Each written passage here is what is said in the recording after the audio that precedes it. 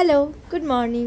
It's day 4 of my weekly routine. আজ একদম বাসের মধ্যে থেকে ভিডিওটা করছি। দেখো আজ সৈকত জায়গাও পেয়ে গেছে, সেটা নিয়েই হাসাহাসি করছি। আজ ঘুম থেকে উঠতে অনেকটা লেট হয়ে গেছে, খুব তাড়াহুড়ো করে এই বাসটা শেষমেশ পেয়েছি এই রকম। আজ এত তাড়াহুড়োর মাঝে ব্রেকফাস্টটাই করার টাইম পাইনি, তাই ক্যান্টিনে চলে এসেছি। অনেক কিছু খাবার পাওয়া যায়, আমাদের ক্যান্টিন কিন্তু কোনো সময় ফাঁকা দেখবে না। আর যাই হোক, স্যান্ডউইচটা হাফ খেতে খেতেই বেরিয়ে পড়তে হলো, আসলে অনেকটা লেট হয়ে গেছে।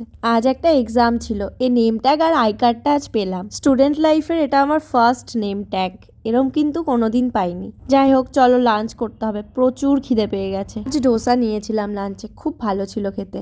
এক্সামের দিনগুলো জানো তো আমার ভারী ভালো লাগে, কি তাড়াতাড়ি ছুটি হয়ে যায়, ঘর যেতে পারবো। রোজ রোজ ওই 4:30 অবধি ক্লাসে থাকতে কার ভাল লাগে বলো। মাঝে মাঝে ভাবি আমি তো আবার স্কুলেই ভর্তি হয়ে গেছি, মাস্টার্স তো দূরের কথা। বেরিয়ে এসেই সামনের রাস্তাটায় দাঁড়িয়ে আছি, আসলে এখান থেকে উঠলে ভিড়টা একটু কম থাকে। কি সুন্দর লাগছে না রাস্তাটা, ওই যে ওখানে বাসটা দাঁড়িয়ে আছে।